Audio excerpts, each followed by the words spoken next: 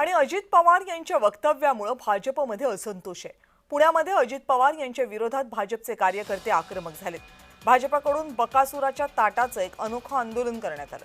अजित पवारांनी भाजपबाबत राक्षसी भूक असं वक्तव्य पुण्यामध्ये केलं होतं। या वक्तव्यामुळे भाजपमध्ये अस्वस्थता पसरली आहे। बारामती नगरपालिकेजवळ भाजप कार्यकर्त्यांनी बकासुराचं ताट तयार केलं आणि अनोखं आंदोलन केलं।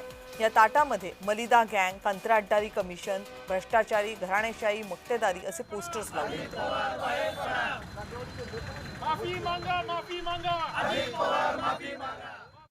तिचं काम चांगलं चाललं होतं, अशा ठिकाणी खिलाडू वृत्ती सोडून अतिशय टोकाची टीका करणाऱ्या अजित पवारांना आम्ही त्यांच्या मैदानातच आज इशारा देतोय। हे आंदोलन अजित पवारांना इशारा देणार आहे की येत्या 24 तासात 48 तासात तुम्ही तुमचा माफीनामा जाहीर करा, अन्यथा आम्ही तुम्हाला सोडल्याशिवाय राहणार नाही। याचं कारण आहे, अजित पवार भारतीय जनता पार्टीला बकासूर म्हणतात। अहो, बकासूर नव्हे, तुम्ही तर भस्मासूर आहात। आणि अजित पवार या भस्मासुराला या बारामती येणाऱ्या काळात आम्ही जशाच तसं उत्तर दिल्याशिवाय राहणार।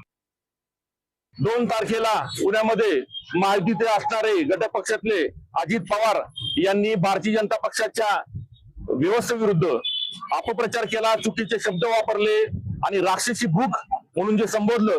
सर्वप्रथम त्याच्या निषेधासाठी आज आम्ही बारामतीतले आणि पुणे जिल्ह्यातले खरे बकासूर कोण आहेत त्यांना त्या बकासुराला नैवेद्याचं ताट भारतीय जनता पक्षाच्या शहर आणि तालुक्याच्या वतीने आम्ही इथं आज दिलेलं आहे।